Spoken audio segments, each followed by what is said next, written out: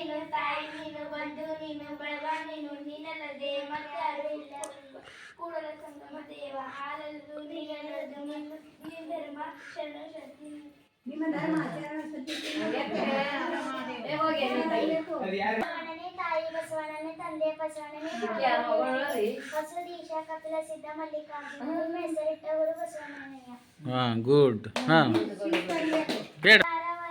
ಲಿಂಗಾರ್ಪಿತವ ಮಾಡಿದ ಬಳಿಕ ಗೊತ್ತಿಗೊಮ್ಮೆ ಶಿವ ಶರಣರೆನ್ನುತ್ತಿರಬೇಕು ಕರ್ಣವರ್ತಿಗಳು ಅಡುವವು ಶರಣು ಶರಣ ಕೂಡಲ ಸಂಗಮ ದೇವ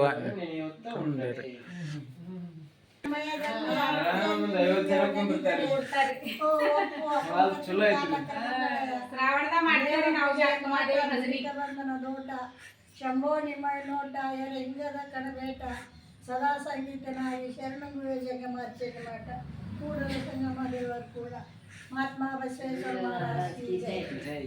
ಮಗಳಪ್ಪ ತಾಳದಿಂದ ಹತ್ತತ್ತ ಬ್ರಹ್ಮಾಂಡದಿಂದ ಹತ್ತತ್ತ ಶ್ರೀಚರಣ ಕಮಲ ಮುಕುಟ ಅಗಮ್ಯ ಆಗೋಚರ ಪ್ರತಿಮಲಿಂಗವೇ ನೀವೆನ್ನ ಕರಸ್ಥಲಕ್ಕೆ ಬಂದು ಚುಳುಕಾದಿರಿ. ಶ್ರೀ ಗುರು ಬಸವಲಿಂಗಾಯ ನಮಃ. ಓಂ ಶ್ರೀ ಗುರು ಬಸವಲಿಂಗಾಯ ನಮಃ. ಬಸವನ ಮೂರ್ತಿಯೇ ಜ್ಞಾನಕ್ಕೆ ಮೂಲ, ಬಸವನ ಕೀರ್ತಿಯೇ ಜ್ಞಾನಕ್ಕೆ ಮೂಲ. ಬಸವ ಬಸವ ಎಂಬುದೇ ಭಕ್ತಿ ಕಾಣ ಕಪಿಲ ಸಿದ್ಧ ಮಲ್ಲಿಕಾರ್ಜುನ. ಓಂ ಶ್ರೀ ಗುರು ಬಸವಲಿಂಗಾಯ ನಮಃ. ಓಂ ಶ್ರೀ ಬಸವಲಿಂಗಾಯ ನಮಃ. ನರಜನ್ಮವ ತೊಡೆದು ಪರಜನ್ಮವ ಮಾಡಿದ ಗುರುವೇ, ವಂದನವಿಸಿ ಪರಮ ಸುಖವ ತೋರಿದ ಗುರುವೇ, ಗುರಿಯೆಂಬುದಾಯದು ಭಕ್ತಯಂದೆನಿಸಿದ ಗುರುವೇ, ಚನ್ನ ಮಲ್ಲಿಕಾರ್ಜುನನ ಎಂದೆನ್ನ ಕೈವಶಕ್ಕೆ ಕೊಟ್ಟ ಗುರುವೇ, ಶರಣು ಶರಣಾರ್ಥಿ ಶರಣು ಶರಣಾರ್ಥಿ. ಓಂ ಶ್ರೀ ಗುರು ಬಸವಲಿಂಗಾಯ ನಮಃ. ವಿಶ್ವಗುರು ಬಸವಣ್ಣನವರಿಗೆ ಜಯವಾಗಲಿ. ಸದ್ಗುರು ಚನ್ನಬಸವ ಪಟ್ಟದೇವರಿಗೆ ಜಯವಾಗಲಿ. ಪರಮ ಪೂಜ್ಯರ ಸತ್ಯ ಸಂಕಲ್ಪಕ್ಕೆ ಜಯವಾಗಲಿ. ಶರಣು ಶರಣಾರ್ಥಿ. ಎಲ್ಲ ಪ್ರಾರ್ಥನೆ ಸ್ಟಾರ್ಟ್ ಮಾಡಿ. ವಿಶ್ವಗುರು ಬಸವಣ್ಣನವರಿಗೆ ಜಯವಾಗಲಿ. ಓಂ ಶ್ರೀ ಗುರು ಬಸವಲಿಂಗಾಯ ನಮಃ. ಶ್ರೀ ಗುರು ಬಸವಲಿಂಗಾಯ ನಮಃ. ಬಸವಂ ಭಕ್ತಿಗೆ ಮೂಲಂ, ಬಸವಂ ಭಕ್ತಿಗೆ ಮೂಲಂ. ಬಸವಂ ಕಾಲಂಗೆ ಕಾಲನನುಪಮಶೀಲಂ, ಬಸವಂ ಕಾಲಂಗೆ ಕಾಲನನುಪಮಶೀಲಂ. ಬಸವಂ ಜಂಗಮಲೋಲಂ, ಬಸವಂ ಜಂಗಮಲೋಲಂ. ಬಸವ ರಕ್ಷಿಪುದೆನ್ನ ಸಂಗನ ಬಸವ, ಬಸವ ರಕ್ಷಿಪುದೆನ್ನ ಸಂಗನ ಬಸವ. ಹರ ಬಸವಾಯ ನಮಃ. ಹರ ಬಸವಾಯ ನಮಃ. ಪ್ರಭು ಬಸವಾಯ ನಮಃ. ಪ್ರಭು ಬಸವಾಯ ನಮಃ. ಗುರು ಬಸವಾಯ ನಮಃ. ಗುರು ಬಸವಾಯ ನಮಃ. ಲಿಂಗ ಬಸವಾಯ ನಮಃ. ಲಿಂಗ ಬಸವಾಯ ನಮಃ. ಜಂಗಮ ಬಸವಾಯ ನಮಃ. ಜಂಗಮ ಬಸವಾಯ ನಮಃ. ಭಸ್ಮ ಬಸವಾಯ ನಮಃ. ಭಸ್ಮ ಬಸವಾಯ ನಮಃ. ರುದ್ರಾಕ್ಷಿ ಬಸವಾಯ ನಮಃ. ರುದ್ರಾಕ್ಷಿ ಬಸವಾಯ ನಮಃ. ಮಂತ್ರ ಬಸವಾಯ ನಮಃ. ಮಂತ್ರ ಬಸವಾಯ ನಮಃ. ಪಾದೋದಕ ಬಸವಾಯ ನಮಃ. ಪಾದೋದಕ ಬಸವಾಯ ನಮಃ. ಪ್ರಸಾದ ಬಸವಾಯ ನಮಃ. ಪ್ರಸಾದ ಬಸವಾಯ ನಮಃ. ಚಿನ್ಯ ಚಿನ್ನಿದೆ ಬಸವಾಯ ನಮಃ ಚಿನ್ನಾದ ಬಸವಾಯ ನಮಃ ಚಿದ್ಬಿಂದು ಬಸವಾಯ ನಮಃ ಚಿತ್ಕಲ ಬಸವಾಯ ನಮಃ ಚಿದಂಗ ಬಸವಾಯ ನಮಃ ನಿಷ್ಪ್ರಪಂಚ ಬಸವಾಯ ನಮಃ ನಿರಂಜನ ಬಸವಾಯ ನಮಃ ನಿರ್ಗುಣ ಬಸವಾಯ ನಮಃ ನಿತ್ಯ ತೃಪ್ತ ಬಸವಾಯ ನಮಃ ಅಕಾರ ಬಸವಾಯ ನಮಃ ಓಕಾರ ಬಸವಾಯ ನಮಃ ಮಕಾರ ಬಸವಾಯ ನಮಃ ಶ್ರೀಕಾರ ಬಸವಾಯ ನಮಃ ಯಕಾರ ಬಸವಾಯ ನಮಃ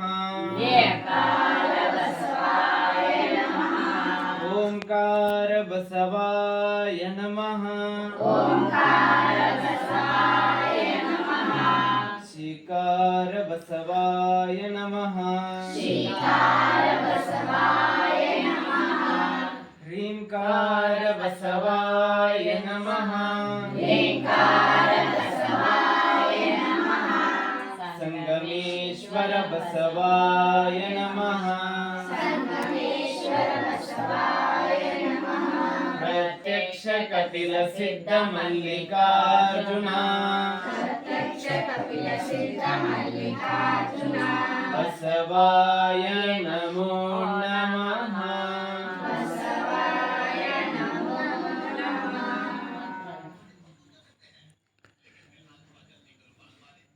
ಶ್ರೀ ಗುರು ಬಸವಲಿಂಗಾಯ ನಮಃ ಶ್ರೀ ಗುರು ಬಸವಲಿಂಗಾಯ ನಮಃ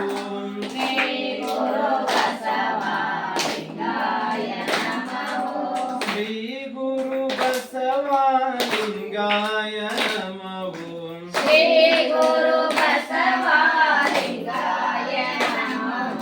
ಶಿವನೇ ಬಸವ ಬಸವ ಶಿವನೇ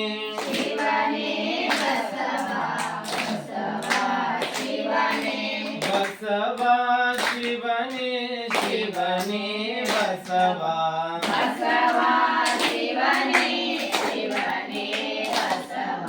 ಕಲ್ಯಾಣ ಬಸವ ಕಾರುಣ್ಯ ಬಸವ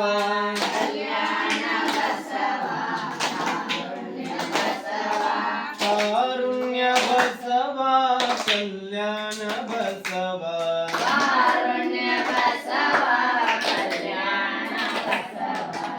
ಧರ್ಮಪಿತ ವಿಶ್ವಗುರು ಬಸವಣ್ಣನವರಿಗೆ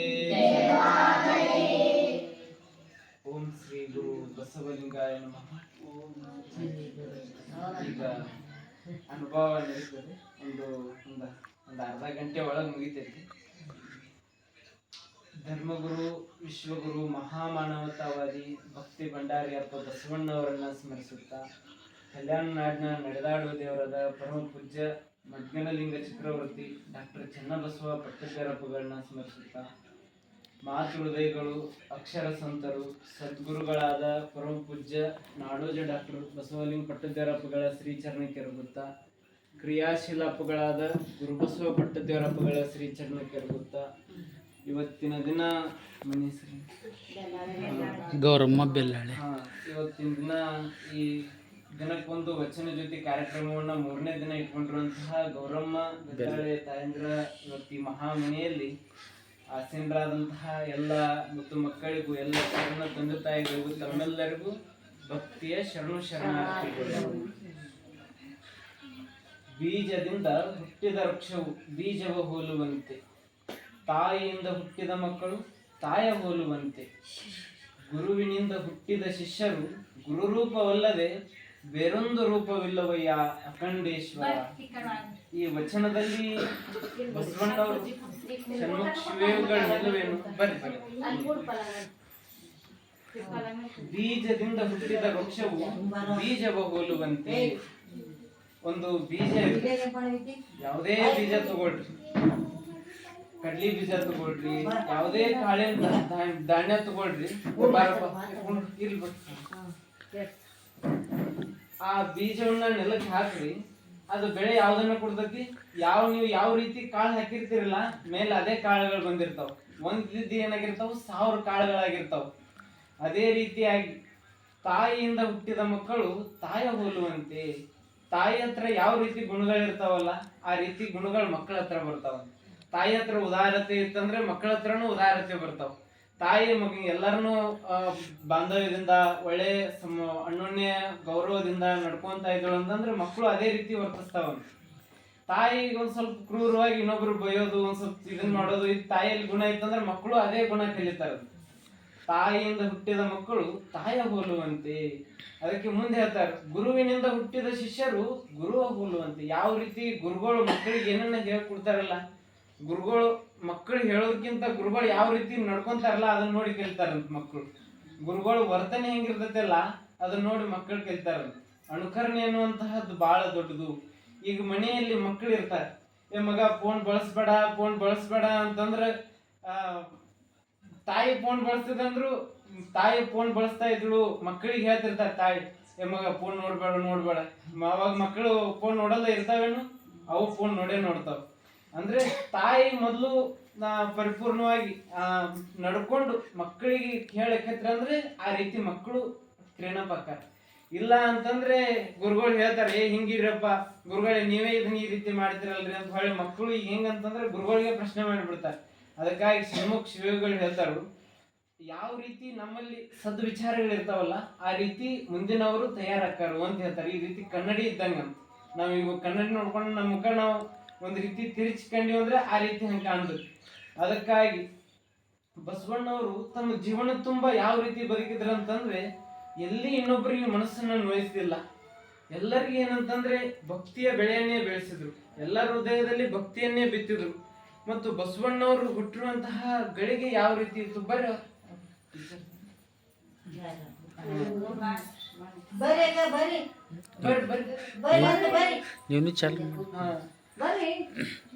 ಬಸವಣ್ಣವರು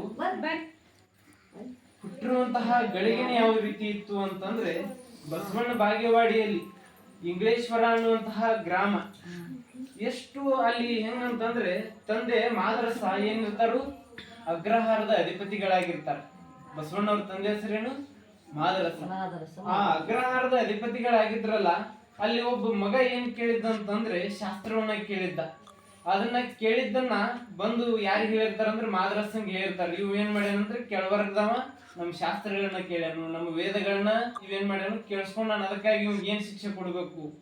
ಅವಾಗ ಏನ್ ಶಿಕ್ಷೆ ಕೊಡ್ಲಿಕ್ಕೆ ಹೊರಟಿದ್ರಂತಂದ್ರೆ ಮಾದರಸ ಅವನ್ ಕಿವಿಯಲ್ಲಿ ಕಾದು ಬಿಸಿನೀರ್ ಹಾಕ್ಬೇಕು. ಕಾದು ಬಿಸಿನೀರ್ ಹಾಕಿರ ಹುಡುಗ ಉಳಿತೈತೇನ್ರಪ್ಪ? ಇಲ್ಲ, ಬದುಕಲ್ಲ. ಇನ್ನೇನ್ ಆ ಶಿಕ್ಷೆನ ಘೋಷಿಸಬೇಕು ಅನ್ನುವಷ್ಟರಲ್ಲಿನೇ ಒಬ್ಬ ಕುದುರೆ ಮೇಲೆ ಬಂದು ಹೇಳ್ತಾನೆ, ಮಾದರಸರೇ ನಿಮ್ಗೆ ಏನ್ ಹುಟ್ಟೈತಿ? ಗಂಡು ಮಗು ಜನಿಸೈತಿ. ಇದನ್ನ ಕೇಳಿದ ತಕ್ಷಣ ಬಸವಣ್ಣವ್ರ ತಂದೆಗೆ ಬಹಳಷ್ಟು ಖುಷಿಯಾಗಿ ಬಿಡ್ತೈತಿ. ನನಗೆ ಎಷ್ಟೋ ದಿವಸಕ್ಕೆ ಏನ್ ಹುಟ್ಟ್ಯಾನು? ಗಂಡು ಮಗು ಜನಿಸಿದ್ದಾನ, ಅದಕ್ಕಾಗಿ ನಿನಗೇನು ಶಿಕ್ಷೆಯಿಂದ ವಂಚಿತ. ಬಸವಣ್ಣವ್ರ ಅಕ್ಕನ ಹೆಸರೇನು? ಅಕ್ಕನಾಗಮ್ಮ. ಮೊದಲು ಅಕ್ಕನಾಗಮ್ಮ ಜನಿಸಿರ್ತಾರು, ನಂತರ ಬಸವಣ್ಣವ್ರು ಜನಿಸ್ತಾರೆ.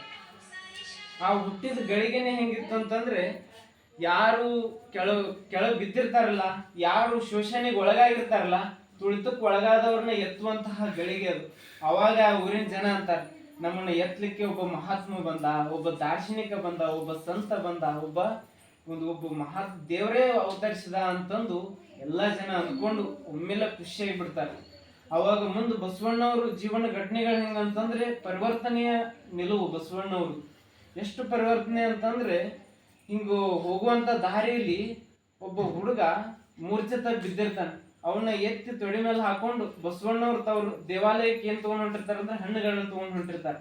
ಆ ಮಗುವನ್ನ ತಮ್ಮ ತೊಡೆ ಮೇಲೆ ಹಾಕೊಂಡು ಯಾವ ಜಾತಿಯವ ಅಂತ ನೋಡ್ಲಿಲ್ಲ, ಇವ ಬಡವ ಅಂತ ನೋಡ್ಲಿಲ್ಲ. ಅವನನ್ನ ತೊಡೆ ಮೇಲೆ ಹಾಕೊಂಡು ಅವಂಗ ಹಣ್ಣನ್ನ ತಿನ್ನಿಸಿ ಏನಾಗೈತಿ ಏನು ವಿಚಾರಿಸುವಂತಹ ಗುಣ ಬಸವಣ್ಣವರಲ್ಲಿತ್ತು. ಮತ್ತು ಅವ್ರ ಜೀವನ ತುಂಬಾನು ಅದೇ ರೀತಿ ಬದುಕನ್ನ ಬದುಕಿದ್ರು.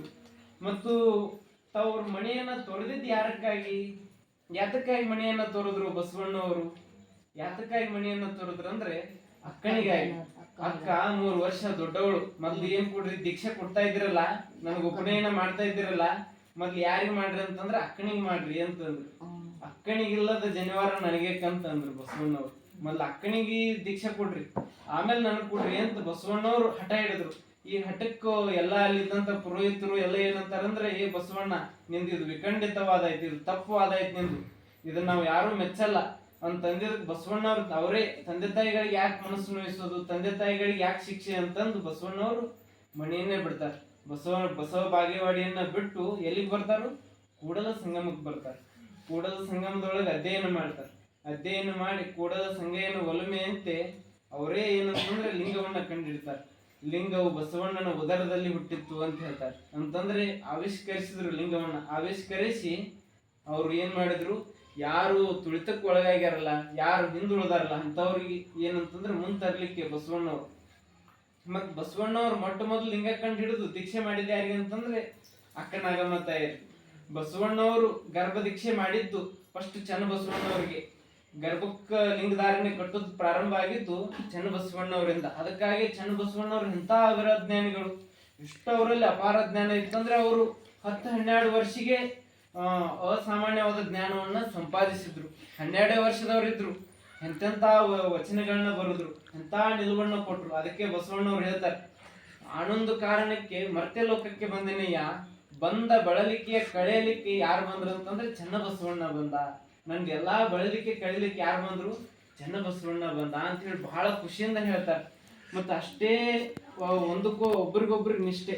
ಎಷ್ಟು ನಿಷ್ಠೆ ಅಂತಂದ್ರೆ ಬಸವಣ್ಣವರು ಚನ್ನಬಸವಣ್ಣವ್ರಿಗೆ ನಾವು ಗುರು ಶಿಷ್ಯರಂತ ಅನ್ಲಿಲ್ಲ, ಅವನು ನನ್ ಸಮಾನ ಅಂತ ಕರಿತಿದ್ರು. ಅಂತ ಭಾವನ್ನ ತೋರಿದವ್ರು ಯಾರು ತೋರಿದ್ರಪ್ಪ? ಬಸವಣ್ಣವರು ತೋರಿದ್ರು. ಮತ್ತೆ ಬಸವಣ್ಣವರಲ್ಲಿ ಎಷ್ಟು ಮಾತೃ ಹೃದಯ ಇತ್ತು ಅಂತಂದ್ರೆ, ತಮ್ಮ ಮಹಾಮನೆಗೆ ಯಾರೇ ಬರ್ಲಿ ಬಂದವ್ರಿಗೆ ಯಾರಿಗೂ ಸಹಿತ ಬಸವಣ್ಣವ್ರು ಈಗ ಸಮಯ ಆಗೈತ್ರಿ, ಈಗ ಪ್ರಸಾದ ಹಿಂಗೇನಿಲ್ಲ, ಯಾರೇ ಬರ್ಲಿ ಅವ್ರು ಏನೇ ಕೇಳಿ ಪ್ರಸಾದ ವ್ಯವಸ್ಥೆಯನ್ನ ಮಾಡ್ತಿದ್ರು ಬಸವಣ್ಣವರು. ಮತ್ತು ಕಲ್ಯಾಣದಲ್ಲಿ ಎಲ್ಲರೂ ನೀಡವರೇ ಇದ್ರಂತ. ಎಲ್ಲರ ಹತ್ರ ಏನಂತಂದ್ರೆ ಉದಾರ ಭಾವ ಅಂತದನ್ನ ಬೆಳೆಸಿದವ್ರು ಯಾರಂತಂದ್ರೆ ಬಸವಣ್ಣವರು. ಒಮ್ಮೆಲೆ ಏಕಕಾಲಕ್ಕೆ 770 ಅಮರಗಣಗಳು ಮುಕ್ತಾತ್ಮರಾದ್ರು. ಅಂತ ಸನ್ನಿವೇಶ ನಡೆದಿದ್ದಲ್ಲಿ ಕಲ್ಯಾಣದಲ್ಲಿ. ಕಲ್ಯಾಣ ಹೆಂಗಾಗಿತ್ತು? ಕೈಲಾಸ ಆಗಿತ್ತು ಅಂತ. ಕಲ್ಯಾಣ ಅನ್ನುವಂತಹದ್ದೇ ಕೈಲಾಸವನ್ನಾಗಿ ಮಾಡಿದವರು ಬಸವಣ್ಣವರು. ಮತ್ತು ಬಸವಣ್ಣವ್ರ ನಿಲುವು ಹೇಳ್ಕೊಂತ ಹೋದ್ರೆ ಅದು ಅಪಾರ, ಅದು ಎಷ್ಟು ಹೇಳಿದ್ರು ಕಡಿಮೆ. ಮತ್ತು ಬಸವಣ್ಣವ್ರ ಬಗ್ಗೆ, ಬಸವಣ್ಣವ್ರ ಕುರಿತಾಗಿ ಎಲ್ಲಾ ಶರಣರು ಹೇಳ್ತಾರೆ, ಮರ್ತ್ಯ ಲೋಕದ ಈ ಮಹಾಮನೆ ಹಾಳಾಗಿ ಹೊಂಟಿತ್ತು, ಇದನ್ನ ಉಳಿಸ್ಲಿಕ್ಕೆ ಬಂದಂತವ್ರೆ ಯಾರಂತಂದ್ರೆ ಬಸವಣ್ಣವರು. ಒಂದು ಕತೆ ಮುಖಾಂತರ ಹೇಳ್ಬೇಕಂತಂದ್ರೆ, ಒಮ್ಮೆ ದೇವರಿಗೆ ಅನಿಸ್ತಂತೆ, ನಾನು ಹುಟ್ಟಿಸಿರುವಂತಹ ಈ ಭೂಲೋಕ ಹೆಂಗೈತಿ ಅಂತಂದು ನೋಡ್ಬೇಕಂತ ದೇವ್ರಿಗೆ ಅನಿಸ್ತಂತೆ. ಅದಕ್ಕಾಗಿ ದೇವರು ಬರ್ಬೇಕು ಅಂತಿದ್ದ, ಬರ್ಲಿಕ್ಕೆ ಆಗ್ತಿಲ್ಲಾಗಿತ್ತು ಭೂಲೋಕ. ಕೊನೆಗೆ ಒಂದ್ ಸರ್ತಿ ರಾತ್ರಿ ಎಷ್ಟಾಗಿತ್ತು ಅಂದ್ರೆ 12 ಗಂಟೆ ಆಯ್ತು. ಆ ಸಮಯದಲ್ಲಿ ಎಲ್ಲಿಗೆ ಬರ್ತಾರು? ಭೂಮಿಗೆ ಬರ್ತಾರ, ಭೂಲೋಕಕ್ಕೆ. ಅವಾಗ ರಾತ್ರಿ 12 ಗಂಟೆಗೆ ಯಾವ್ದು ಹೆಸರಿರ್ತೈತಿ? ಗೂಗೆ ಹೆಸರಿರ್ತೈತಿ. ಅವಾಗ ಗೂಗೆಗೆ ಹೇಳ್ತಾರೆ, ಗೂಗೆ ನಾನು ದೇವ್ರು, ನಾನು ಸೃಷ್ಟಿ ಮಾಡಿರುವಂತ ಜಗತ್ ಹೇಗಿದೆ ಅಂತ ಕೇಳ್ತಾರೆ. ಯಾರಿಗೆ ಕೇಳ್ತಾರ? ಗೂಗೆ ಕೇಳ್ತಾರೆ. ಅವಾಗ ಗೂಗೆ ಹೇಳ್ತೈತಿ, ಓ ನೀವ ದೇವ್ರು, ನಿಮಗ್ ಶರಣಾರ್ಥಿ, ನೀವು ಸೃಷ್ಟಿ ಮಾಡಿರುವಂತ ಜಗತ್ತು ಅದ್ಭುತವಾಗೈತಿ. ಇಲ್ಲಿ ಏನಂತಂದ್ರೆ ಹೇಳಿಕ್ಕೆ ಸಾಲಲ್ಲ, ಅಷ್ಟು ವರ್ಣಾತೀತವಾಗೈತಿ ನೀವು ಸೃಷ್ಟಿ ಮಾಡಿರುವಂತ ಜಗತ್ ದೇವ್ರೆ. ಅವಾಗ ದೇವ್ರ ಅಂತಾರ, ನಿನಗ್ ರಾತ್ರಿ ಸಮಯದಾಗ ಎಚ್ಚರಿರುವಂಗ್ ಮಾಡೀನಿ, ನಿನ್ಗೇನ್ರ ಕೊಡ್ಲೇನು ಅಂತ ಕೇಳ್ತಾರೆ ದೇವ್ರು.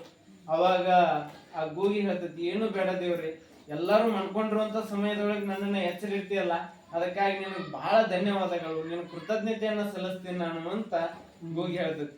ಆಯ್ತು, ದೇವರು ಹೊರಟ್ರು. ಎಲ್ಲಿಗೆ? ಮುಂದು 3 ಗಂಟೆ ಸಮಯ. ಅವಾಗ ಕಾಡು ಕೋಳಿ ಐತಲ್ಲ, ಕಾಡು ನವಿಲು. ಅವಾಗ 3 ಗಂಟೆಗೆ ಎಚ್ಚರಿರುವಂತಹ ಪಕ್ಷಿ ಯಾವ್ದಂತಂದ್ರೆ ಕಾಡು ನವಿಲು. ಅದು ಎಚ್ಚರಿತ್ತು. ಅವಾಗ ನವಿಲ್ ಹತ್ರ ಹೋಗ್ತಾರ ದೇವ್ರು. ನವಿಲೆ ನಾನು ದೇವ್ರು ಅಂತಂದ್ರಲ್ಲಿ, ಓ ನೀವ ದೇವ್ರು, ನಿಮ್ಗೆ ಶರಣಾರ್ಥಿ, ನಿಮ್ಗೆ ಏನಂದ್ರೆ ನಮಸ್ಕಾರಗಳು ಅಂತ ಹೇಳ್ತೈತಿ. ಯಾವ್ದು? ಆಡು ನವಿಲು. ಅವಾಗ ದೇವ್ರಿಗೆ ಹೇಳ್ತಾರೆ, ನವಿಲೆ ನಿನ್ಗೆ ಏನಾದ್ರು ಕೊಡ್ಲೇನು ಅಂತ ಕೇಳ್ತಾರೆ. ಏನು ಬೇಡ ದೇವ್ರಿ, ನನಗೇನ್ ಕೊಟ್ಟಿ? ಒಳ್ಳೆ ಬಣ್ಣ ಕೊಟ್ಟಿ, ಯಾರಿಗೂ ಇರ್ಲಾರದಂತಹ ಕಲರ್, ವಿಧವಾದಂತಹ ಕಲರ್ ಬಣ್ಣ ನನಗ್ ನೀಡಿಯಲ್ಲಪ್ಪ, ನಿನಗ್ ಬಹಳ ಧನ್ಯವಾದ, ನಿನಗೂ ಶರಣಾರ್ಥಿ ಅಂತ ಆ ನವಿಲ್ ಹೇಳ್ತೈತಿ. ಅವಾಗ ನಾನು ಬರ್ತೀನಿ ಅಂತಂದು ದೇವ್ರು ಮತ್ತೆ ಹೊರಡ್ತಾರೆ. 5 ಗಂಟೆ ಸಮಯ ಆಗಿತ್ತು. ಅವಾಗ ಯಾವ್ದು ಹೆಸರಿರ್ತೈತಿ? ಎಬ್ಸೋದ್ ಯಾವ್ದು? ಊರನ್ನೆಲ್ಲ ಕೋಳಿ ಕೋಳಿ ಎಬ್ಸದ್. ಯಾವ್ದು ಎಬ್ಸದ್ರಪ್ಪ? ಕೋಳಿ. ಆ ಸಮಯದಲ್ಲಿ ಕೋಳಿ ಏನಾಗಿತ್ತು? ಎಬ್ಸ್ತೈತಿ, ಎಲ್ಲಾರನು ಹೋದ್ರಿ. ಆ ಸಮಯದಲ್ಲಿ ಕೋಳಿ ಹತ್ರ ಹೋಗ್ತಾರೆ ದೇವ್ರು. ಕೋಳಿ, ನಾನು ದೇವ್ರು, ನಾನು ಸೃಷ್ಟಿ ಮಾಡಿರುವಂತಹ ಜಗತ್ ಹೇಗಿದೆ ಅಂತ ಕೇಳ್ತಾರೆ. ಯಾರನ್ನ ಕೇಳ್ತಾರೋ? ಆ ಕೋಳಿಯನ್ನ. ಅವಾಗ ಕೋಳಿ ಹೇಳ್ತಾರೆ, ನೀವು ಆ ದೇವ್ರು, ನಿಮ್ಗೆ ಶರಣಾರ್ಥಿ, ನೀವು ಸೃಷ್ಟಿ ಮಾಡಿರುವಂತಹ ಜಗತ್ತು ಅದ್ಭುತವಾಗೈತಿ ದೇವ್ರಿ. ನನಗೇನ್ ಕೊಟ್ಟಿ ಅಂತಂದ್ರೆ ವೇಳೆಯ ಗುಣವನ್ನ ಕೊಟ್ಟಿ, ಜನರನ್ನ ಸಮಯಕ್ಕೆ ಎಬ್ಸುವಂತಹ ಗುಣವನ್ನ ನನಗೆ ನೀಡಿಯಪ್ಪ ದೇವ್ರೆ, ನಿನಗೆ ಧನ್ಯವಾದಗಳು ಅಂತ ಕೋಳಿ ಹೇಳ್ತೈತಿ. ಅವಾಗ ನಿನ್ಗೆ ಏನ್ರ ಕೊಡ್ಲೇನು? ಏನು ಬೇಡ ದೇವ್ರಿ, ನನಗೂ ಜನರನ್ನ ಎಬ್ಸುವಂತಹ ಒಂದು ಕಾಯಕವನ್ನು ಕೊಟ್ಟಿಯಲ್ಲ, ಇಡೀ ಜಗತ್ತು ನಾನು ಕೂಗಿದ ನಂತರ ಹೇಳುವಂತಹ ಒಂದು ಪದ್ಧತಿಯನ್ನು ಇಟ್ಟಿಯಲ್ಲ, ಅದಕ್ಕಾಗಿ ನಿನಗೆ ಧನ್ಯವಾದಗಳು ಅಂತ ಹೇಳಿದ್ಮೇಲೆ ಮತ್ ಮುಂದೆ ಬಂದ್ರು. ಅವಾಗ ಭೇಟಿಯಾಗಿದ್ದೆ ಯಾವ್ದಂತಂದ್ರೆ ಕೋಗಿಲೆ. ಅವಾಗ ಕೋಗಿಲೆ ಹತ್ರ ಹೋಗ್ತಾರೆ. ಕೋಗಿಲೆ, ನಾನು ದೇವ್ರು ಅಂತ ಹೇಳ್ತಾರೆ. ಓ ನೀವು ದೇವ್ರ, ನಿಮ್ಗೆ ಶರಣಾರ್ಥಿ, ನಿಮ್ಗೇನಂತಂದ್ರೆ ನಮಸ್ಕಾರಗಳು, ವಂದನೆಗಳು ಅಂತ ಆ ಕೋಗಿಲೆ ಹೇಳ್ಬೇಕು. ಅವಾಗ ಕೋಗಿಲೆ ಕೇಳ್ತಾರೆ, ನಾನು ಸೃಷ್ಟಿ ಮಾಡಿರುವಂತಹ ಜಗತ್ತು ಹೇಗಿದೆ ಕೋಗಿಲೆ ಅಂತ ಹೇಳ್ತಾರೆ. ಬಹಳ ಅದ್ಭುತವಾಗಿ ದೇವ್ರಿ, ನೀನು ಸೃಷ್ಟಿ ಮಾಡಿರುವಂತಹ ಜಗತ್ತು ಬಹಳ ಪರಿಪೂರ್ಣ ಐತಿ. ನೀನ್ ಎಷ್ಟು ಅದ್ಭುತವಾಗಿ ಈ ಜಗತ್ತನ್ನ ನಿರ್ಮಾಣ ಮಾಡಿ ಅಂತಂದ್ರೆ ಇಲ್ಲಿ ಹೇಳಲಿಕ್ಕೆ ಆಗಲ್ಲ. ಅಷ್ಟು ಒಳ್ಳೆ ರೀತಿಯಿಂದ ನೀನ್ ಏನ್ ಮಾಡಿ ಅಂದ್ರೆ ನಿರ್ಮಾಣವನ್ನ ಮಾಡಿ ಈ ಜಗತ್ತನ್ನ. ಮಾವಿನ ಎಲಿ ಚಿಗಿರ್ತಂದ್ರೆ ಐತಲ್ಲ, ನನಗ ಆ ಮಾವಿನ ಎಲಿ ತಿಂದ ತಕ್ಷಣ ಒಳ್ಳೆ ರೀತಿಯಂತಹ ಕೂಗುವಂತಹ ಧ್ವನಿಯನ್ನ ಕೊಟ್ಟಿದ್ದೇವ್ರಿ. ಮತ್ ಈ ಜಗತ್ತಿನ ತುಂಬಾ ಹಸರನ್ನ ಇಟ್ಟಿ ಇದನ್ನೆಲ್ಲ ನೋಡಿ ನನಗ್ ಧ್ವನಿನೇ, ನನಗ್ ಮಾತೇ ಬರ್ತಾ ಇಲ್ಲ, ಅಷ್ಟು ಖುಷಿ ಆಗತೈತಿ ನೀ ಸೃಷ್ಟಿ ಮಾಡಿರುವಂತಹ ಜಗತ್ತನ್ನ ನೋಡಿ ಅಂತ ಆ ಕೋಗಿಲೆ ಹೇಳ್ತೈತಿ. ಅವಾಗ ಕೋಗಿಲೆಗೆ ವಂದನೆಯನ್ನ ತಿಳಿಸಿ ದೇವರು ಮುಂದೆ ಯಾರ ಹತ್ರ ಬರ್ತಾನಂತಂದ್ರೆ ಕಾಗೆ ಹತ್ರ ಬರ್ತಾನ. ಅವಾಗ ಕಾಗೆ ಹತ್ರ ಬಂದಾಗ ಕಾಗೆ ಹೇಳ್ತಾನೆ, ಕಾಗೆ ನಾನು ದೇವ್ರು ಅಂತ ಹೇಳ್ತಾನೆ ದೇವ್ರು. ಅವಾಗ ಓ ನೀವು ದೇವ್ರ, ನಿಮ್ಗೆ ಧನ್ಯವಾದಗಳು, ನಿಮ್ಗೆ ಶರಣಾರ್ಥಿ ಅಂತ ಕಾಗೆ ಹೇಳ್ತದೆ.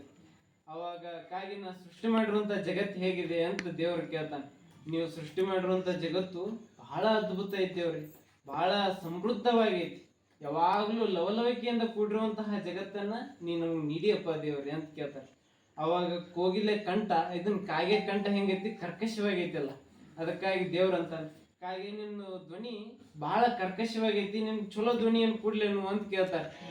ಬೇಡ ದೇವ್ರಿ, ನನಗೆ ಇದೇನೈತಲ್ಲ ಈ ಧ್ವನಿ ಬಹಳ ಏನಂತಂದ್ರೆ ಮಧುರ ಐತಿ, ನನಗಿದು ಧ್ವನಿ ಕರ್ಕಶವಾಗಿದ್ರು ನನಗೇನು ಕೊಟ್ಟಿ ಅಂತಂದ್ರೆ ಸೂತ್ರ, ಇದ್ರ ಗುಣವನ್ನ ಕೊಟ್ಟಿ. ಯಾರೇ ಇದನ್ನಾಗಿದ್ರೆ ಸತ್ತಂತ ಸಂದರ್ಭದಲ್ಲಿ ಆ ಸೂತಕ ಗುಣವನ್ನ ತಿಳಿಸುವಂತ ಗುಣ ಕೊಟ್ಟಿ, ಅದಕ್ಕಾಗಿ ನನ್ನ ಕಂಠ ನನಗೂ ಸ್ಯಾಟಿಸ್ಫ್ಯಾಕ್ಷನ್ ಐತಿ, ಅದು ಬಹಳ ಚೆನ್ನಾಗೈತಿ ಅಂತಂದು ಆ ಕೋಗಿಲೆ ಕಾಗೆ ಹೇಳ್ತೈತಿ.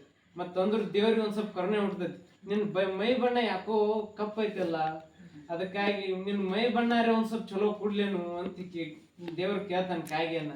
ಅವಾಗ ಕಾಗೆ ಒಂದ್ ಒಳ್ಳೆ ಮಾತು ಹೇಳ್ತೈತಿ, ಯಾರ್ಯಾರು ಚಲೋ ಬಣ್ಣ ಐತಿಲ್ಲ, ಗಿಳಿಗಳದ್ ಯಾವ್ಯಾವ ಪಕ್ಷಿಗಳ ಚಲೋ ಬಣ್ಣ ಐತಿಲ್ಲ, ಮನುಷ್ಯ ಏನ್ ಮಾಡ್ಯಾನಂದ್ರ ಅವನ್ನೆಲ್ಲ ಪಂಜರದೊಳಗೆ ಹಾಕಿಟ್ಟಾನ, ಒಂದು ಪಂಜರದೊಳಗೆ ಅವನ್ನೆಲ್ಲ ಕೂಡಿ ಹಾಕಿಟ್ಟಾನು. ಅದಕ್ಕಾಗಿ ಇಲ್ಲಿವರೆಗೆ ನನ್ನನ್ನು ಯಾರು ಕೂಡಿಟ್ಟಿಲ್ಲ. ಯಾರು ಕಾಗೆಯನ್ನು ಕೂಡಿಟ್ಟಾರೇನ್ರಪ್ಪ? ಯಾರು ಕಾಗೆಯನ್ನು ಕೂಡಿಟ್ಟಿಲ್ಲ. ಅದಕ್ಕಾಗಿ ಹೇಳ್ದೈತಿ, ನನಗೆ ಇಂಥ ಬಣ್ಣ ಕೊಟ್ಟಿಯಲ್ಲಪ್ಪ, ಅದಕ್ಕಾಗಿ ನನ್ನನ್ನು ಯಾರು ಇನ್ನತನ ಬಂಧಿಸಿಲ್ಲ. ನಾನು ಏನು ಮಾಡೀನಿ, ಅದಕ್ಕೆ ಈ ಕಾಡಿನಲ್ಲಿ ನಾಡಿನಲ್ಲಿ ಎಲ್ಲಾ ಕಡೆ ಆನಂದವಾಗಿ ಹಾರಾಡ್ಕೊಂಡಿದ್ದೀನಿ ಅಂತ ಕಾಗೆ ಹೇಳಿದ್ಮೇಲೆ ದೇವ್ರ ಖುಷಿ ಆಯ್ತು. ಅವಾಗ ಕಾಗೆ ಹೇಳ್ತೈತಿ, ನನಗ್ ಏನ್ರ ಕೇಳು ಅನ್ನತಿಯಲ್ಲ, ಅಲ್ಲಿ ಕೆಳಗೆ ಯಾರದಾರು? ಮಾನವ ಅದಾರ, ಹೋಗಿ ಅವ್ರನ್ನ ಕೇಳೋರು. ನೀನ್ ಕೇಳೋಕ್ಕಿಂತ ಮುಂಚೆನೆ ಅವ್ರು ನಿನ್ ಬೇಡ್ಲಿಕ್ಕೆ ಹತ್ತಾರ, ಅದು ಬೇಕು ಇದು ಬೇಕು ಅಂತ. ಅವಾಗ ಎಲ್ಲಿಗೆ ಬರ್ತಾರಂತಂದ್ರೆ, ಏನು ಮನುಷ್ಯರದೊಂದು ಗುಂಪು ಕುಂತಿತ್ತು, ಹೀಗೆ ಒಂದು ಗುಂಪು ಕುಂತಿತ್ತು, ಎಲ್ಲರೂ ಒಂದು ಕಟ್ಟಿ ಕುಂತು ಮಾತಾಡ್ತಾ ಇದ್ರು ಅಷ್ಟ್ರು. ಅವಾಗ ದೇವ್ರಲ್ಲಿ ಪ್ರತ್ಯಕ್ಷ ಹಾಕಾನ. ಆಗಿ ಹೇಳ್ತಾನೆ, ನಾನ್ ದೇವ್ರ ಕಂಡ್ರಪ್ಪ ಅಂತ ಹೇಳ್ತಾನೆ. ಓ ನೀನ್ ದೇವ್ರ, ಹಾ ನಾನ್ ದೇವ್ರ. ಏನ್ ಜಗತ್ ನಿರ್ಮಾಣ ಮಾಡಿಯಪ್ಪ, ಒಂದು ಸುದ್ದಿ ಇಲ್ಲ ನಿಮ್ದು. ಏನ್ ಮಾಡಿ ಕುಂಬಳಕಾಯಿನ ದೊಡ್ಡ ಗಾತ್ರದ ಕುಂಬಳಕಾಯಿನ ಎಲ್ಲಿ ಕೊಟ್ಟಿ, ಬಳ್ಳಿ ಕೊಟ್ಟಿ, ಆಲದ ಮರಕ್ಕೆ ಏನ್ ಮಾಡಿ ಸಣ್ಣ ಇದನ್ ಕೊಟ್ಟಿ. ಏನ್ ನಿಮ್ದು ಬೇರೆ ಬೇರೆ ವಿಧವಾಗಿ ಐತಲ್ಲ ನಿಮ್ ಜಗತ್ತು ಅಂತಂದು ಅವಾಗ ಒಬ್ಬೊಬ್ರು ಒಂದೊಂದು ಹೇಳಕತ್ತಾರ. ಆಯ್ತು, ಕೊನೆಗೆ ನಿಮ್ಗೆ ಏನ್ ಬೇಕು ಕೇಳ್ರಿಪ್ಪ ಅಂತಂತಾನ ಯಾರು ದೇವ್ರು. ನಿಮ್ಗೆ ಏನ್ ಬೇಕು ಕೇಳ್ರಿ ಕೊಡ್ತೀನಿ ಅಂತ ದೇವ್ರು ಹೇಳ್ತಾನೆ. ಅವಾಗ ಎಲ್ಲಾ ಲಿಸ್ಟ್ ತೆಗಿತಾರೆ. ಅಷ್ಟು ಏನು ಒಬ್ರು ಆಗಂತ ಒಬ್ರು ನಂಗೆ ಇದ್ ಬೇಕು. ಅವಾಗ ದೇವ್ರು ಎಲ್ಲರಿಗೂ ಕೇಳ್ತಾನೆ. ದೇವ್ರಿಗೆ ಅನಿಸ್ತತಿ, ಆಯ್ತು ಈಡೇರ್ತೀನಿ ಅಂತಂದು ದೇವ್ರೇನು ಅಲ್ಲಿಂದ ಈ ಭೂಲೋಕದಿಂದ ಹೋಗ್ಯಾನಲ್ಲ, ಇನ್ನತನ ವಾಪಸ್ ಬಂದಿಲ್ಲ. ಯಾಕೆ ಹೇಳ್ರಿ?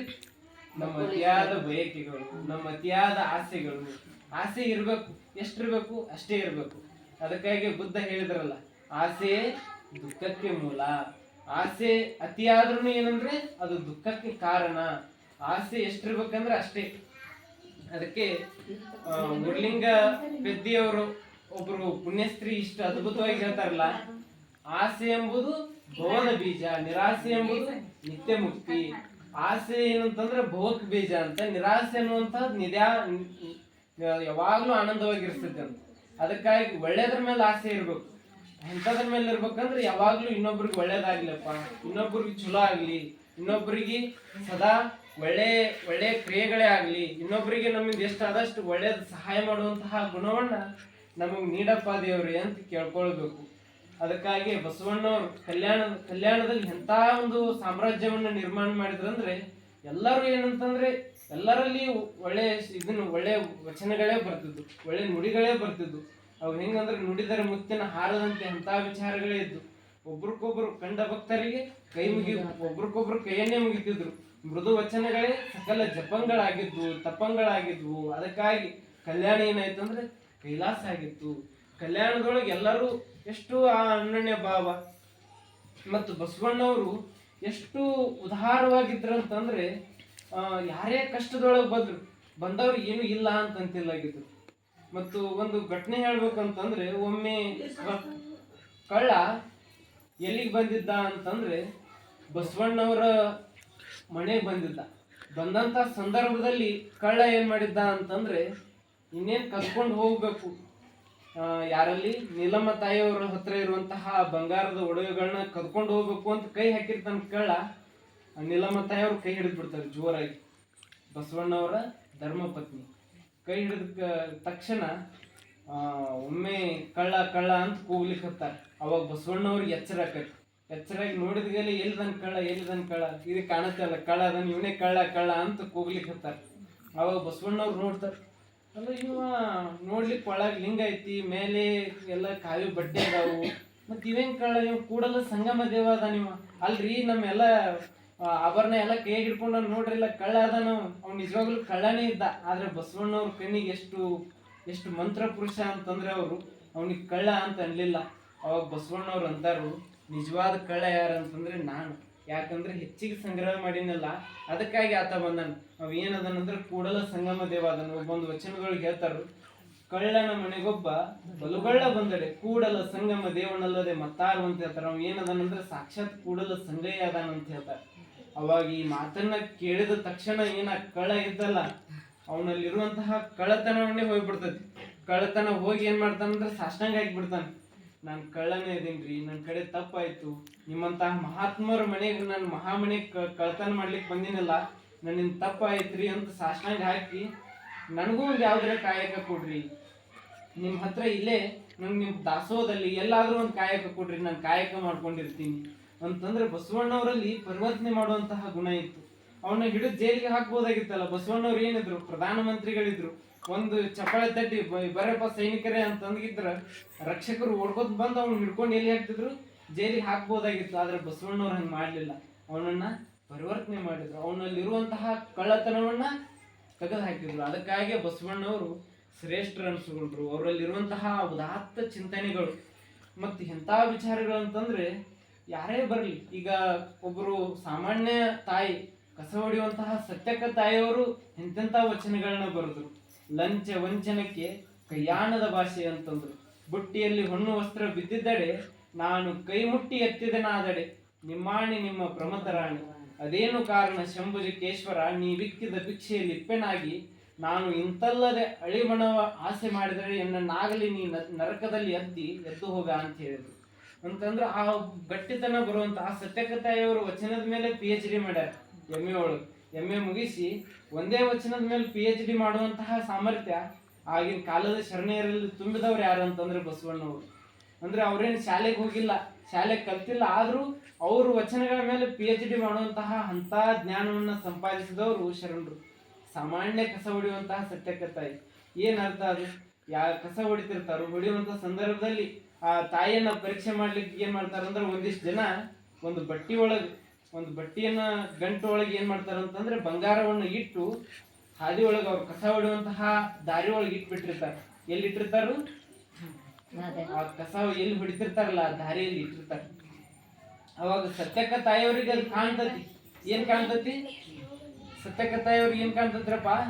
ಬಂಗಾರ ಇಟ್ಟಿದ್ ಕಾಣ್ತಾವ್, ಇದ್ರೊಳಗ ಬಂಗಾರ ಅದಾವ ಅಂತ ಅವ್ರಿಗೆ ಗೊತ್ತಾಕೈತಿ. ಆದ್ರೆ ಸತ್ಯಕ್ಕ ತಾಯಿಯವ್ರು ಏನ್ ಮಾಡ್ತಾರ? ತಗೊಂತಾರೇನ್ರಪ್ಪ?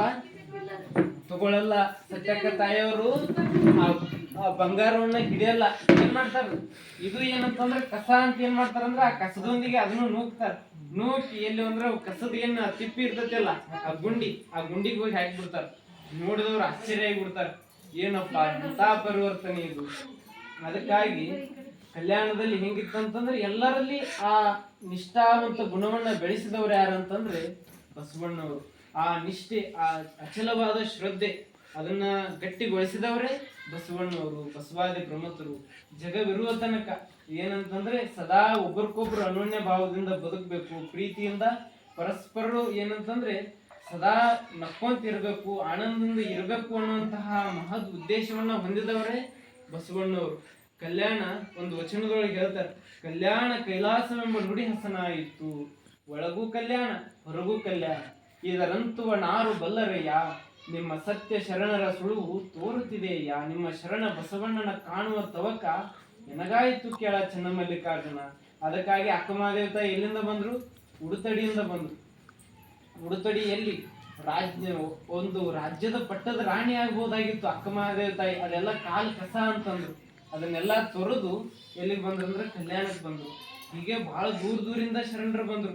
ಒರಿಸ್ಸಾದಿಂದ ಓಹಿಲಯ್ಯ ಸುಜ್ಞಾನಿ ದೇವ ಅನ್ನುವಂತಹ ಒಬ್ರು ಮಹಾಶರಣರು ಬಂದ್ರು. ಅವ್ರು ಬರುವಂತ ದಾರಿ ಒಳಗ ಏನಾಯ್ತಂದ್ರೆ ಒಂದು ಘಟನೆ, ಒಬ್ಬ ರಾಕ್ಷಸ ದಾರಿ ಒಳಗು ಅವ್ರೇನು ಒರಿಸ್ಸಾದಿಂದ ಬರ್ತಿರ್ತಾರೋ ಬರುವಂತ ದಾರಿ ಒಳಗೆ ಯಾರಿರ್ತಾರೋ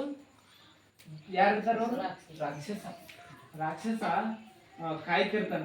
ಅವಾಗ ಎಲ್ಲ ಊರಿನ ಕಾಡು ಇನ್ನೇನು ಪ್ರಾರಂಭ ಆಗ್ಬೇಕು, ಊರಿನ ಜನ ಎಲ್ಲ ಹೇಳ್ತಾರೆ, ಈ ಕಾಡೊಳಗೆ ಹೋಗ್ಬೇಡ್ರಿ ಗುರುಗಳೇ, ಸುಜ್ಞಾನಿ ದೇವ ಗುರುಗಳೇ, ಇದ್ರೊಳಗೆ ಒಬ್ಬ ರಾಕ್ಷಸ ಅದಾನು, ಬಹಳ ಕೆಟ್ಟದನವ, ಯಾರನ್ನೂ ಬಿಟ್ಟಿಲ್ಲ ಅಂತ ಹೇಳ್ತಾರೆ. ಅವಾಗ ಗುರುಗಳು ಹೇಳ್ತಾರೆ, ನಮಗ್ ಬೇಕಾಗಿರೋದು ಯಾರಂತಂದ್ರೆ ಪರಿವರ್ತನೆ ಮಾಡ್ಬೇಕಾಗಿರೋದು ಅವರನ್ನೇ. ಈಗ ಹಾಸ್ಪಿಟ್ಲ್ ಐತಿ, ಹಾಸ್ಪಿಟ್ಲ್ ಯಾರಿಗಾಗಿರ್ತೈತ್ರಿಪ್ಪ? ಆರಾಮ್ ಇದ್ದವ್ರಿಗೆ ಇರ್ತೈತೇನ್? ಇಲ್ಲ. ಯಾರು ಅನಾಥ ರೋಗಿಗಳು ಇರ್ತಾರಲ್ಲ ಅವ್ರಿಗಾಗಿ ಹಾಸ್ಪಿಟ್ಲ್. ಅದಕ್ಕಾಗಿ ಅಂತವ್ರನ್ನೇ ಪರಿವರ್ತನೆ ಮಾಡ್ಬೇಕಾಗಿತ್ತು ನಮಗಂತಂದು ಸುಜ್ಞಾನಿ ದೇವ್ರು ಕಾಡಿನೊಳಗೆ ನಡ್ಲಿಕ್ಕೆ ಹತ್ತಾರ. ಹೊರಟ್ರು ಒಳಗೆ ಬಂದ ತಕ್ಷಣ ರಾಕ್ಷಸ ಅಂತ, ನಿಲ್ಲು, ಯಾರು ನೀವು ನಿಂದ್ರು. ಅವಾಗ ಅವ್ರು ಹೇಳ್ತಾರೆ, ನಾವೆಲ್ಲ ನಿಂತಿದ್ದೇ ಇದೀವಿ, ನಮ್ಮ ಹತ್ರ ಎಲ್ಲ ಸ್ಥಿರತೆ ಐತಿ, ಮೊದ್ಲು ನೀನ್ ಪರಿವರ್ತನೆ ಆಗ್ಬೇಕು ಅಂತ ಹೇಳ್ತಾರೆ. ಅವಾಗ ಕಳ್ಳ ಹೇಳ್ತಾನೆ, ಮತ್ ನಿನ್ ಕೈಯಲ್ಲಿ ಏನೈತೆ ಅದನ್ನ ಕೂಡು, ನಾನು ಕಳ್ಳ ರಾಕ್ಷಸ ಇದ್ದೀನಿ, ನಿನ್ ಕೈಯಲ್ಲಿ ಏನೇನೈತಲ್ಲ ಅದನ್ನೆಲ್ಲ ಕೂಡು ಅಂತ ಹೇಳ್ತಾರೆ. ಅವಾಗ ಅವ್ರ ಕೈಯಲ್ಲಿ ಏನಿರ್ತಾವ ಅಂತಂದ್ರೆ ವಿಭೂತಿ, ರುದ್ರಾಕ್ಷಿ ಇವೇ ಇರ್ತಾವ, ಲಿಂಗ. ಇವ್ ನೋಡಿದ ಮೇಲೆ ಇವೆಲ್ಲ ಏನು ಅಂತ ಕೇಳ್ತಾರೆ. ಯಾರು ಕೇಳ್ತಾರು? ರಾಕ್ಷಸ ಕೇಳ್ತಾರೆ. ಇವೆಲ್ಲ ಏನಂತ ಕೇಳಿದಾಗ ಇವೆಲ್ಲ ವಿಭೂತಿ, ರುದ್ರಾಕ್ಷಿ, ಇವತ್ರಿಂದ ಏನಕ್ಕೈತಿ ಅಂತ ಕೇಳ್ತಾನ ನಾವು ರಾಕ್ಷಸ. ಇವತ್ರಿಂದ ನೀವು ಇವನ್ನ ಬಳಸಕೈತಿ ಅಂದ್ರೆ ಐತಲ್ಲ, ನಿನ್ನ ಬದುಕೇ ಪಾವನ ಆಕೈತಿ, ನಿನ್ ಬದುಕಿ ಏನಾಕೈತಿ? ಪರಿಶುದ್ಧ ಆಕೈತಿ ಅಂತ ಹೇಳ್ತಾನೆ. ಅವಾಗ ಆಯ್ತು, ನಿನ್ ಬದುಕು ಏನಾಕೈತಿ ಅಂದ್ರೆ ನೀನು ಕಷ್ಟನೇ ಇರಲ್ಲ ನಿನ್ ಜೀವನದೊಳಗೆ. ಹೇಳಿದ್ಮೇಲೆ ಆಯ್ತಾಯ್ತು ಸುಮ್ಮಿರಪ್ಪ. ಅದಕ್ಕಾಗಿ ನಿನ್ ಬದುಕು ಏನಾಕೈತಿ ಅಂದ್ರೆ ಪರಿಶುದ್ಧ ಆಗಿಬಿಡ್ತೈತಿ.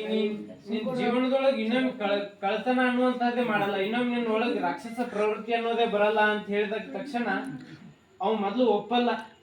ಅದಕ್ಕೆ ಏನ್ ಮಾಡ್ತಾನಂತಂದ್ರೆ ನೀನ್ ಸುಳ್ಳು ಹೇಳ್ತಾ ಇದ್ದಿ ಅಂತ ಹೇಳ್ತಾನೆ. ಇಲ್ಲ ನೀ ಎಲ್ಲಿಗ್ ಬಾ, ಕಲ್ಯಾಣಕ್ಕೆ ಬಾ, ನೀನ್ ಕರ್ಕೊಂಡು ಹೋಗ್ತೀನಿ ಅಂತಂತಾರೆ. ಅವಾಗ ಅವನನ್ನ ಕರ್ಕೊಂಡು ಎಲ್ಲಿಗೆ ಬರ್ತಾರು, ಬಸವ ಕಲ್ಯಾಣಕ್ಕೆ ಬರ್ತಾರ. ಆ ರಾಕ್ಷಸನ್ನ ಕರ್ಕೊಂಡ್ ಬಂದ್ಗಲ್ಲಿ ಆ ಮಹಾಮಣಿ ಎಲ್ಲರೂ ಬಂದವರೆಲ್ಲ ಬಂದವರೆಲ್ಲ ಅವ್ನಿಗೆ ವಂದಿಸೋದು ನಮಸ್ಕಾರ ಮಾಡೋದನ್ನ ಕೇಳಿ ಅವ್ನಿಗೆ ಒಳಗ್ ರಾಕ್ಷಸ ಅನ್ನೋದನ್ನೇ ಮರೆತು ಬಿಡ್ತಾನೆ. ಒಮ್ಮೆ ಬಸವಣ್ಣವ್ರ ಮುಂದ್ ಬಂದ್ ನಿಂತ್ಕೈಲೆ ಬಸವಣ್ಣವ್ರು ಏನ್ ಮಾಡ್ತಾರಂದ್ರೆ ಅವ್ನ ತಪ್ಕೊಂಡ್ ಬಿಡ್ತಾರೆ. ತಪ್ಕೊಂಡ್ಗೈಲೆ ಅವ್ನಿಗೂ ಆ ಏನಿದ್ದಲ್ಲ ಅವ್ನ ಒಳಗ್ ಕಳ್ತನ ಹೋಗಿ ಅವೇನಾಗಿ ಬಿಡ್ತಾನಂತಂದ್ರೆ ನಿಜಲಿಂಗ ಚಿಕ್ಕಯ್ಯ ಹಾಕನು ಒಬ್ಬ ಶರಣ ಆಗಿ ಪರಿವರ್ತನೆ ಆಗಿ ಬಿಡ್ತಾನೆ. ಅವನೊಳಗಿರುವಂತಹ ಏನ್ ರಾಕ್ಷಸ ಪ್ರವೃತ್ತಿ ಇತ್ತಲ್ಲ ಅದು ಸಂಪೂರ್ಣವಾಗಿ ಅಳಿದು ಹೋಗಿಬಿಡ್ತು. ಮತ್ತೆ ಅನುಭವ ಮಂಟಪ ಇಷ್ಟು ವಿಚಾರಧಾರೆಗಳು ಇಷ್ಟು ಪರಿಶುದ್ಧವಾಗಿದ್ವಲ್ಲ, ಎಲ್ಲರೂ ಮುಕ್ತವಾಗಿ ತಮ್ಮ ವಿಚಾರಧಾರೆಗಳನ್ನ ಹಂಚ್ಕೊಳ್ತಿದ್ರು. ಎಲ್ಲರಲ್ಲಿ ಏನಂತಂದ್ರೆ ಅವ್ರೊಳಗೆ ಏನಿತ್ತಲ್ಲ ಅದನ್ನ ಎಲ್ಲರೂ ಹಿಂಗ್ ವಿನಿಮಯ ಮಾಡ್ಕೊಂತಿದ್ರು. ಮತ್ತು ನಮ್ಮ ಬದುಕು ಯಾವ ರೀತಿ ಇರಬೇಕು ಅನ್ನುವಂತಹದ್ದು ಅಲ್ಲಿ ಏನ್ ನಡೀತಿತ್ತು, ಚಿಂತನೆ ಮಂಥನೆ ನಡೀತಿತ್ತು. ಅದಕ್ಕಾಗಿ ಅನುಭವ ಮಂಟಪದಲ್ಲಿ 1,96,000 ಚರಜಂಗಮರು ಸೇರಿದ್ರು. ಒಟ್ಟಿಗೆ ಸೇರಿ ಈ ಮಾನವನ ಬದುಕು ಪರಿಪೂರ್ಣ ಆಗ್ಬೇಕಾಗಿತ್ತಂದ್ರೆ ಏನೇನು ಇರಬೇಕು ಅನ್ನುವಂತಹ ತತ್ವ ವಿಚಾರಧಾರೆಗಳು ನಡೀತು. ಆ ವಿಚಾರಧಾರೆಗಳೇ ಇನ್ನೊಂದನ ಏನು ವಚನಗಳ ರೂಪವಾಗಿ ಬಂದವು. ಅದಕ್ಕಾಗಿ ಅಕ್ಕನಾಗಮ್ಮ ತಾಯಿಯವರು ಬಸವಣ್ಣವ್ರಿಗೆ ಸಂಪೂರ್ಣವಾಗಿ ಬೆಂಬಲಿಗರಾಗಿ ನಿಂತವ್ರು ಯಾರಂತಂದ್ರೆ ಅಕ್ಕನಾಗಮ್ಮ ತಾಯಿ ತಮ್ಮ ಕೊನೆಯ ಇದ್ರವರೆಗೂ ನಿಂತವ್ರು. ಮತ್ತು ಕಲ್ಯಾಣದೊಳಗು ಇಷ್ಟು ಅದ್ಭುತವಾಗಿತ್ತಲ್ಲ, ಬಸವಣ್ಣವರು ಒಂದ್ ರೀತಿ ಹೆಂಗಂತಂದ್ರೆ ಮೇಲಿನ ದೇವತೆಗಳೇ ಕಲ್ಯಾಣವನ್ನು ನೋಡಿ ನಾಸ್ತಿದ್ರಂತ. ಎಲ್ಲಿ ಹೊಂಟ್ರಿ ಅಂತಂದ್ರೆ ಕೇಳ್ರಿ, ಕಲ್ಯಾಣ ನೋಡ್ಲಿಕ್ಕೆ ಹೊಂಟಿವಿ ಅಂತ ಅಂತಿದ್ರ ದೇವಾನು ದೇವತೆಗಳು. ಅಂತ ಒಂದು ಸಮೃದ್ಧ ನಾಡನ್ನ ಕಟ್ಟಿದವ್ರು ಯಾರು ಅಂತಂದ್ರೆ, ಅಂತ ಕಟ್ಟಿರುವಂತ ಶ್ರೇಯಸ್ ಯಾರಿಗೆ ಸಲ್ತೈತೆ ಅಂದ್ರೆ ಬಸವಣ್ಣವ್ರಿಗೆ ಸಲ್ತೈತೆ. ಬಸವಣ್ಣವರು ತಮ್ಮ ಜೀವನ ತುಂಬಾನೇ 36 ವರ್ಷಗಳ ಕಾಲ ಒಂದು ಒಳ್ಳೆ ವಾತಾವರಣ ನಿರ್ಮಾಣ ಮಾಡಿದ್ರು. ಕೊನೆಯ ಕ್ಷಣದವರೆಗೂ ಕಲ್ಯಾಣದ ಒಳಗೆ ಇದ್ರು. ಬಸವಣ್ಣವ್ರಿಗೆ ಎಷ್ಟು ವಿನಿತ ಭಾವ ಇತ್ತಂದ್ರೆ ಬೇರೆ ರಾಜ್ಯದ 36 ವರ್ಷ ಇದ್ರು ಬೇರೆ ರಾಜ್ಯದವ್ರು ಯಾರು ಯುದ್ಧಕ್ಕೆ ಬರಲಿಲ್ಲ. ಅಂತ ಒಂದು ಸಮೃದ್ಧ ನಾಡನ್ನ ಕಟ್ಟಿದವರು ಬಸವಣ್ಣವರು. ಅವರು ಪ್ರಧಾನ ಮಂತ್ರಿ ಆಗಿರುವಂತ ಸಂದರ್ಭದಲ್ಲಿ ಎಲ್ಲಾ ರಾಜರೊಂದಿಗೆ ಬಾಂಧವ್ಯವನ್ನ ಬೆಳೆಸಿದ್ರು. ಅಂತ ಒಂದು ಬಸವಣ್ಣವ್ರ ನಿಲುವು ಎಷ್ಟು ಆ ವಿಚಾರಧಾರೆಗಳು. ಕೊನೆಗೆ ಬಿಜ್ಜಳ ಅರಸನೇ ಅಂತ ಏನ್ ಬಸವಣ್ಣ ಇಂಥ ಕಲ್ಯಾಣದೊಳಗೆ ಎಷ್ಟು ನೀನು ಎಲ್ಲರೊಂದಿಗೆ ಪರಸ್ಪರ ಅನ್ಯೋನ್ಯ ಭಾವ ಇದನ್ನ ಕಂಡು ಆ ಬಿಜ್ಜಳ ಅರಸ ಮಹಾರಾಜನೇ ಬೆರಗಾಗ್ತಾನೆ. ಅದಕ್ಕಾಗಿ ಕಲ್ಯಾಣದೊಳಗು ಯಾರು ನಮ್ಮ ಅಕ್ಕ ಮಹಾದೇವಿ ತಾಯಿ ಒಂದು ವಚನದೊಳಗೆ ಹೇಳ್ತಾರೆ, ಅಯ್ಯ ನಿಮ್ಮ ಶರಣರ ಆ ಕಾಣುವಂತಹ ಏನ್ ನನಗೆ ನೋಡುವಂತಹ ದೃಷ್ಟಿಯನ್ನು ಕೊಟ್ಟಿಯಲ್ಲಪ್ಪ, ನನ್ನಂತ ಭಾಗ್ಯವಂತರು ಯಾರು ಇಲ್ಲ. ನಿಮ್ಮ ಶರಣರ ಪಾದಕ್ಕೆ ಹಣೆ ಹಚ್ಚಿ ನಮಸ್ಕಾರ ಮಾಡಿದಾಗ ಎನ್ನ ಹಣೆಯ ಲಿಖಿತ ತೊಡೆಯುತ್ತಯ್ಯ. ಚನ್ನಮಲ್ಲಿಕಾರ್ಜುನ ನಿಮ್ಮ ಎಲ್ಲಾ ಈ ಶರಣರ ಗಣಗಳಿಗೆ ನಮೋ ನಮೋ ಅಂತಂದು ಅಕ್ಕ ಮಹಾದೇವ ತಾಯಿ ಕಲ್ಯಾಣದೊಳಗೇನೆ ಅವರು ಬಹಳಷ್ಟು ವರ್ಷಗಳಿದ್ರು. ಮತ್ತು ಇಂಥ ಕಲ್ಯಾಣಕ್ಕೆ ದೂರದಿಂದ ಎಲ್ಲಾ ಶರಣರು ಆಗಮಿಸಿದ್ರು.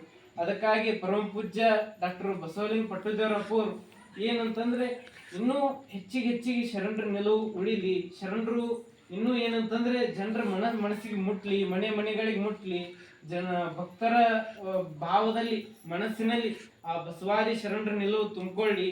ಯಾಕಂದ್ರೆ ಅಲ್ಲಿ ಎಲ್ಲಿ ಕಲ್ಮಶತೆ ಇಲ್ಲಲ್ಲ. ಅಂತ ವಿಚಾರಧಾರಿಗಳು ಪ್ರತಿಯೊಬ್ಬರ ಮಗುವಿನಲ್ಲಿ, ಪ್ರತಿಯೊಬ್ಬರ ಇದ್ರೊಳಗು ವ್ಯಕ್ತಿಯಲ್ಲಿ, ಪ್ರತಿಯೊಬ್ಬರ ಮಹಿಳೆಯಲ್ಲಿ ಅದು ಮೊಳಗಲಿ, ಅದು ತುಂಬಿಕೊಳ್ಳಿ, ಬಸವ ಭಾವ ಅನ್ನುವಂತಹದ್ದು ಬೆಳೀಲಿ. ಅದಕ್ಕೆ ಹೇಳ್ತಾರಲ್ಲ, ಸಿದ್ದಯ್ಯ ಪುರಾಣಿಕವರು ಒಂದು ವಚನದೊಳಗೆ ಹೇಳ್ತಾರೆ, ಬಸವನ ಬೆಳಕ್ಕೆ ಎಲ್ಲಾಡಿ ಬಂದೆ, ಭಾರತವೆಲ್ಲ ಸುತ್ತಾಡಿ ಬಂದೆ, ಬಸವನ ಬೆಳಕ್ಕೆ ಇನ್ನೆಲ್ಲಿಗೆ ಮುಂದೆ, ವಿಶ್ವವು ಎಲ್ಲ ನನ್ನದೇ ಎಂದೆ. ಅದಕ್ಕೆ ಬಸವಣ್ಣವ್ರ ಮೂರ್ತಿ ಎಲ್ಲಿ ಸ್ಥಾಪನೆ ಆಗಿತ್ತು ಅಂತಂದ್ರೆ ಲಂಡನ್ ಒಳಗೆ ಸ್ಥಾಪನೆ ಆಗಿತ್ತು, ಥೇಮ್ಸ್ ನದಿ ದಂಡೆ ಮೇಲೆ. ಅವರು ಲಂಡನ್ದವರು ಯಾರು ಇಂಗ್ಲೆಂಡ್ದವರು ಒಂದು ಕಲ್ಲು ಇಡ್ಬೇಕಂತಂದ್ರೆ ವಿಚಾರ ಮಾಡ್ತಾರಂತ. ಅಂತ ಅವರು ಯಾರು ಬಸವಣ್ಣವ್ರ ಮೂರ್ತಿಯನ್ನ ಸ್ಥಾಪನೆ ಮಾಡ್ಯಾರ. ಯಾಕಂದ್ರೆ ಸಮಾನತೆ ಹರಿಕಾರರು ಬಸವಣ್ಣವರು, ಸ್ತ್ರೀ ಕುಲೋದ್ಧಾರಕ ಬಸವಣ್ಣವರು. ಅಂತ ಬಸವಣ್ಣವರು ಈಗ ಅಪ್ಪೋರು ಅದೇ ಉದ್ದೇಶ ಇಟ್ಕೊಂಡು ಮನೆಗೆ ಒಂದೊಂದು ವಚನ ಜ್ಯೋತಿ ಏನಂತಂದ್ರೆ ಮಕ್ಕಳಿಗಾಗಿ 3 ಪುಸ್ತಕಗಳನ್ನ ತಂದಾರ ಅಪ್ಪೋರು. ಅಷ್ಟಾವರಣ, ಪಂಚಾಚಾರ, ಶಟಸ್ಥಲ. ಮಕ್ಕಳಿಗೆ ಮತ್ತೆ ಇನ್ನೂ ಅಷ್ಟೇ ಅಲ್ಲದೆ ಅನುಭವ ಮಂಟಪ ಸಂಸ್ಕೃತಿ ಅನ್ನುವಂತಹ ಯೋಜನೆಯನ್ನ ಹಾಕೊಂಡಾರ.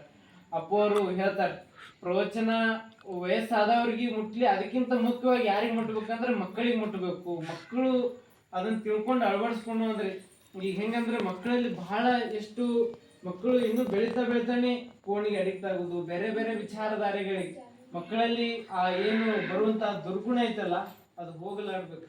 ಮೊದಲು ಮಕ್ಕಳೇ ಏನಂತಂದ್ರೆ ನಮ್ಮ ಇಂದಿನ ಮಕ್ಕಳೇ ಮುಂದಿನ ಪ್ರಜೆಗಳು, ನಾಳಿನ ಪ್ರಜೆಗಳು. ಅದಕ್ಕಾಗಿ ಆ ಉದ್ದೇಶದಿಂದ ಅಪ್ಪೋರು ಮಕ್ಕಳಿಗೆ ಚಲೋ ಸಂಸ್ಕಾರ ಸಿಗ್ಲಿ, ಮಕ್ಕಳು ಸಂಸ್ಕಾರವಂತರಾಗ್ಲಿ. ಸಂಸ್ಕಾರ ಅನ್ನುವಂತಹದ್ದು ಈಗ ನೋಡ್ರಿ, ಒಂದು ನಮ್ಮ ದೇಶದಲ್ಲಿ ಯಾವುದೋ ಒಂದು ವಸ್ತು ಕಡಿಮೆ ಆಯ್ತಂದ್ರೆ ಬೇರೆ ಕಡೆಯಿಂದ ತರ್ಬೋದು. ಈಗ ಈ ಊರಲ್ಲಿ ಯಾವುದೋ ಒಂದು ವಸ್ತು ಸಿಗ್ಲಿಲ್ಲ ಅಂದ್ರೆ ಬೇರೆ ಬಿದರದಿಂದ ತರ್ಬೋದು. ಆದ್ರೆ ಸಂಸ್ಕಾರವಂತ ಮಕ್ಕಳೇ ಸಿಗ್ಲಿಲ್ಲ ಅಂತಂದ್ರೆ ಎಲ್ಲಿಂದ ತರ್ಬೇಕು? ಮಕ್ಕಳಲ್ಲಿ ಸಂಸ್ಕಾರ ಇರ್ಲಿಲ್ಲ ಅಂದ್ರೆ ಅದನ್ನ ಬೇರೆ ಕಡೆಯಿಂದ ತರ್ಲಿಕ್ಕೆ ಆಗ್ತೈತೇನು? ಇಲ್ಲ, ಆಗಲ್ಲ. ಅದಕ್ಕಾಗಿ ನಾವು ಮಕ್ಕಳಲ್ಲಿ ಸಂಸ್ಕಾರವನ್ನ ಬೆಳೆಸ್ಬೇಕು. ಅದಕ್ಕಾಗಿ ಇವತ್ತು ಗೌರಮ್ಮ ತಾಯಿಯವರು ಅವರು ಬಹಳ ಒಳ್ಳೆ ರೀತಿಯಿಂದ ವ್ಯವಸ್ಥೆ ಮಾಡಿದ್ದಾರೆ. ಅಚ್ಚುಕಟ್ಟಾಗಿ ಗುರುಗಳು ಬರ್ತಾರ ಅಂದ ತಕ್ಷಣ ಎಲ್ಲ ವ್ಯವಸ್ಥಿತವಾಗಿ ರೆಡಿ ಮಾಡಿದ್ದಾರೆ. ತಾಯಂದ್ರೆಲ್ಲ ಬಹಳ ಚಲೋ ಬಸವ ಗುರು ಪೂಜೆಯನ್ನ ಮಾಡಿದ್ರು. ಮಕ್ಕಳಿಗೆಲ್ಲ ದಿನ ಪಾಠ ಹೇಳ್ಕೊಡ್ತೀರಿ, ಮಕ್ಕಳಿಗೆ ಒಳ್ಳೆಯ ಸಂಸ್ಕಾರವನ್ನ ಕಲಿಸ್ರಿ ಮತ್ತು ನಿಮ್ಮ ಈ ಒಳ್ಳೆಯ ಯಶಸ್ವಿ ಆಗಲಿ.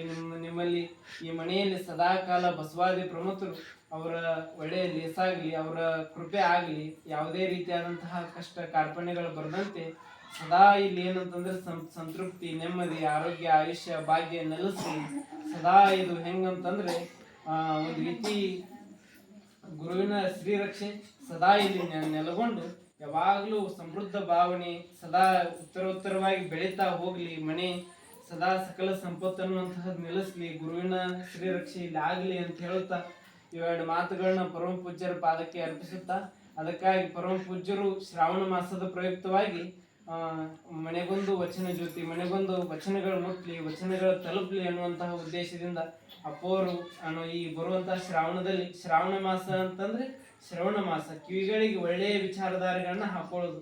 12 ತಿಂಗಳು ಅದು ಇದು ವಿಚಾರದೊಳಗೆ ಮಗ್ನ ಆಗಿರ್ತೀವಿ. 1 ತಿಂಗಳು ಏನಂತಂದ್ರೆ ಹೊಸ ಹೊಸ ವಿಚಾರಧಾರೆಗಳು ಅಂತಂದ್ರೆ ಶರಣರದು, ದೇವ್ರದು, ಒಂದು ರೀತಿ ದೈವ ಭಕ್ತಿಯನ್ನ ಬೆಳೆಸ್ಕೊಂಡು ಒಳಗ್ ಗುರುನಿಷ್ಠೆ, ಆಚಾರ ಇವನ್ನೆಲ್ಲ ಅಳವಡಿಸ್ಕೊಂಡು ಸಂಪನ್ಮೂಲ ಒಂದು ವಿಚಾರಧಾರೆಗಳನ್ನ ಒಳಗೊಳ್ಳಿ ಅನ್ನುವಂತ ಕಾರಣಕ್ಕೆ ಅಪ್ಪೋರು ಶ್ರಾವಣ ಮಾಸದಲ್ಲಿ ಆಶ್ರಮದೊಳಗೆ ಪ್ರವಚನವನ್ನ ಹೇಳೋರ್ದಾರ. ದೊಡ್ಡಪ್ಪರೇ ಹೇಳ್ತಾರೆ, 40 ವರ್ಷದಿಂದ ಹೇಳ್ಕೊಂತ ಅಪ್ಪೋರು ನಿಮ್ಮನ್ನೆಲ್ಲಾ ಉದ್ಧಾರ ಮಾಡ್ಕೊಂತ ಬರ್ತಾ ಇದ್ದಾರೆ. ಅಂತ ಪರಮ ಪೂಜ್ಯರು ಈ ಬರುವಂತ ಶ್ರಾವಣದಲ್ಲಿ ಅವರೇ ಪ್ರವಚನವನ್ನ ನೀಡೋರಿದ್ದಾರೆ. ಅದಕ್ಕಾಗಿ ತಾವೆಲ್ಲ ಇನ್ನೂ ಹೆಚ್ಚಿನ ಸಂಖ್ಯೆಯಲ್ಲಿ ಅಲ್ಲಿ ಬಂದು ತಮ್ಮ ಕಿವಿಗಳನ್ನ, ತಮ್ಮ ತನು ಮನ ಭಾವಗಳನ್ನ ಪಾವನಗೊಳಿಸ್ಕೊಡ್ರಿ. ಆ ನುಡಿದಾರ ಒಳಗ್ ವಿಚಾರ ಮಂಥನದೊಳಗ್ ಆ ಶರಣರ ದೇವರ ನಿಲುವಿನೊಳಗ್ ಬಸವಾದಿ ಪ್ರಮುಖರ ಒಂದು ದೈವದ ಇದ್ರೊಳಗೆ ನೀವು ಮಿಂದೆದ್ದು ನಿಮ್ಮ ಬದುಕನ್ನ ಪಾವನಗೊಳಿಸ್ಕೊಡ್ರಿ. ತಾವೆಲ್ಲ ಇನ್ನೂ ಹೆಚ್ಚಿನ ಸಂಖ್ಯೆಯೊಳಗೆ ಗುರುಗಳ ಹೇಳುವಂತಹ ಶ್ರಾವಣ ಮಾಸದ ಪ್ರವಚನ ತಾವೆಲ್ಲ ಆಗಮಿಸ್ರಿ ಅಂತ ತಮ್ಮೆಲ್ಲರಲ್ಲಿ ಭಕ್ತಿಯ ಮನವಿಯನ್ನ ಮಾಡ್ಕೊಳ್ತಾ, ಇಲ್ಲಿಯವರೆಗೆ ತಾವೆಲ್ಲ ಬಹಳ ಶಾಂತಿನಿಂದ ಶಿಸ್ತಿನಿಂದ, ಮಕ್ಕಳೇ ಸಣ್ಣ ಸಣ್ಣ ಮಕ್ಕಳಾದ್ರೂ ಬಹಳ ಸಮಾಜದಿಂದ ಕುಂತೀರಿ. ಅದಕ್ಕಾಗಿ ತಮ್ಮೆಲ್ಲರಿಗೂ ಭಕ್ತಿಯ ಶರಣು ಶರಣಾರ್ಥಿಗಳು.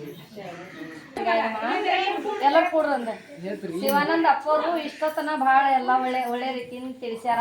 ಅವ್ರದ್ದು ಉದ್ದೇಶ ಏನಂತಂದ್ರೆ ಮನಿಗೆ ಬರೋದು ಉದ್ದೇಶ ಏನಂದ್ರೆ ನೀವೆಲ್ಲರೂ ಶ್ರಾವಣದಾಗ ಕಂಟಿನ್ಯೂ ಅಪ್ಪರ್ದು ಉದ್ದೇಶ ಏನದ ಕಳ್ಕಳಿದಿಂದ ಅಪ್ಪರು ಯಾಕೆ ಹೇಳ್ತಾರ ಅಂದ್ರೆ ಅವ್ರು ಪರಮಾತ್ಮ ಇದ್ದಂಗೆ.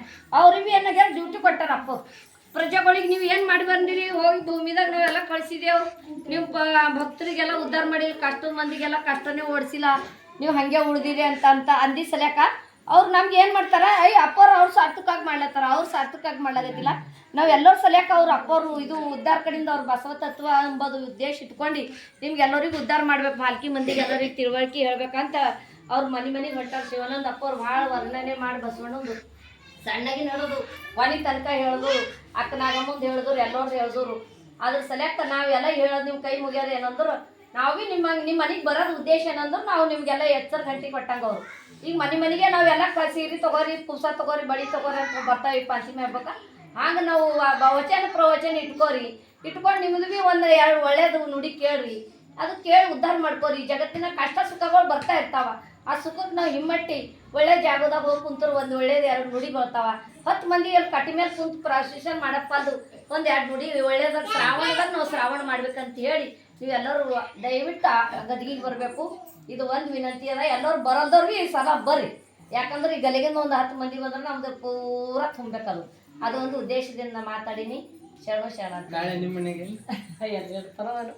ಜಯ ಗುರು ಬಸವಣ್ಣ ಕರ್ಪೂರ ಹಚ್ಚಿರಿ ತೆಂಗಿ ಜಯ ಗುರು ಬಸವಣ್ಣ ಜಂಗಮ ರೂಪನೆ ಬಸವಣ್ಣ ಜಗದೋದ್ಧಾರಕ ಬಸವಣ್ಣ ಕಲ್ಯಾಣ ವಾಸನೆ ಬಸವಣ್ಣ ಕಾರುಣ್ಯ ಮೂರ್ತಿ ಬಸವಣ್ಣ ಕಾಯಕ ಯೋಗಿಯ ಬಸವಣ್ಣ ಕೈವಲ್ಯನಾಥನೆ ಬಸವಣ್ಣ ನಿರ್ಗುಣ ರೂಪನೆ ಬಸವಣ್ಣ ನಿಶ್ಚಲಲಿಂಗನೆ ಬಸವಣ್ಣ ಆಕಾರ ಉಕಾರ ಮಕಾರ ಮೂಲದ ಓಂಕಾರ ನೀನೇ ಬಸವಣ್ಣ ಪರಮ ಪ್ರಭುವೆ ನೀ ಬಸವಣ್ಣ ಪತಿತ ಪಾವನ ಬಸವಣ್ಣ ಭಕ್ತರ ಪ್ರಾಣನೆ ಬಸವಣ್ಣ ಭವ ಭಯ ತಾರಕ ಬಸವಣ್ಣ ಶಂಕರ ನೀನೇ ಬಸವಣ್ಣ ಶಂಕರ ನೀನೇ ಇದು ಮ್ಯಾಗ್ ಹಿಡಿ ಹಿಡಿ ಮ್ಯಾಗ್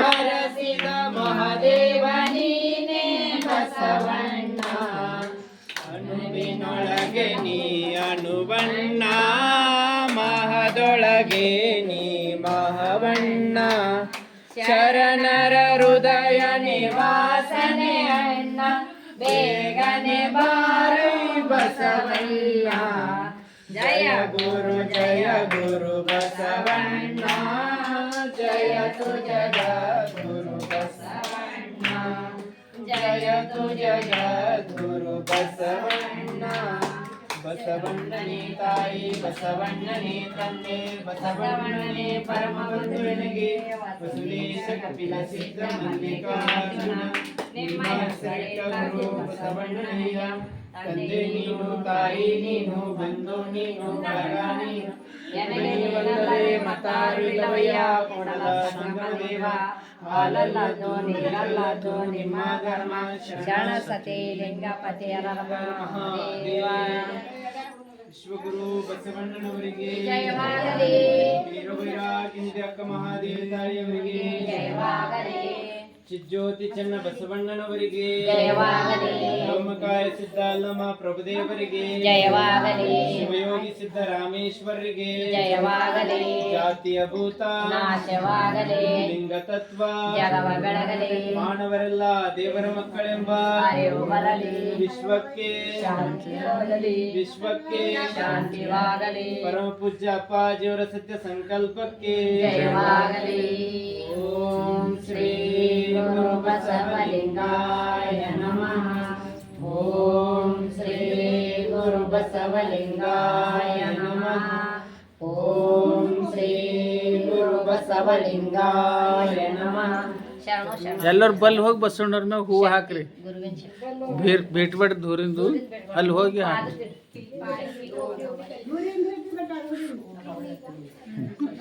ಅಲ್ಲಿ ಮ್ಯಾಗ ಹೋಗಿ ಹಾಕ್ರಿ ಎಲ್ಲ ಕೂಡ್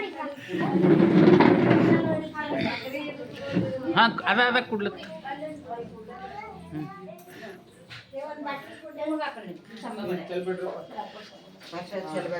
ಅದು ಹೊಡೆದು ಬಿಟ್ಟ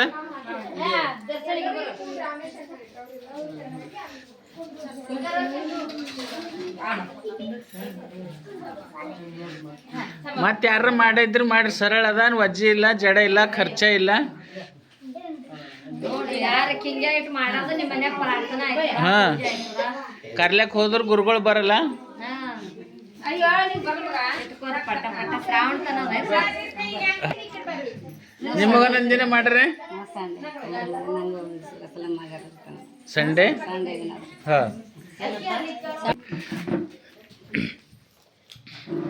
ಅಷ್ಟೇ ಸಿಂಪಲ್ ಆಗಿ ಮಾಡ್ರಿ ಹಾ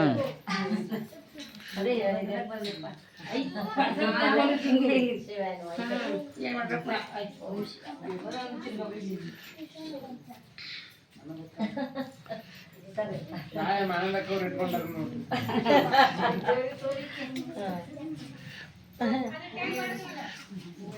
ಬಸವಣ್ಣ ಮನೆಗೆ ಬರ್ತಾರತ್ತಾನೆ 2 ವರ್ಷ ಪೈಲೆ ಅದು ದೊಡ್ಡ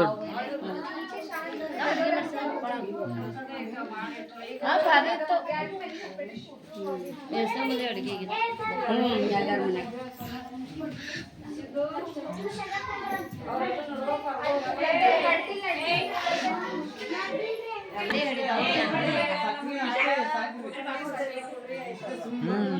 ಗಾಳಿ ಬೇಡ ಸಿಂಪಲ್ ಮಾಡೋದ್ರಿ ಎಲ್ಲರ ಮನ್ಯಾಗ ಏನ್ ಬ್ಯಾಡ ಅವೆಲ್ಲ ಸಿಂಪಲ್ಲೇ ಚಂದ ಚಂದ ಒಳ್ಳೇದಾಯ್ತು ಮನೆಗೆಲ್ಲ ನಮ್ದು ಎತ್ತನೇ ಸಂಡೇ ದಿನ ಮಾಡರಿ ಹಾಂ ರೀ ಯಾಕಂದ್ರೆ ನಂಗೆ ಸಂಡೇ ದಿನ ನಾಳೆಗೆ ಬರ್ರಿ ನಮ್ಮ ಮನೆಗೆ ಯಾರನ್ನ ಮಕ್ಕಳು ಯಾರು ಕರ್ಕೊಂಡ್ ಬಂದ್ರಿ ರೀ ದೂರ ಕಿಲೆ ಅದೇ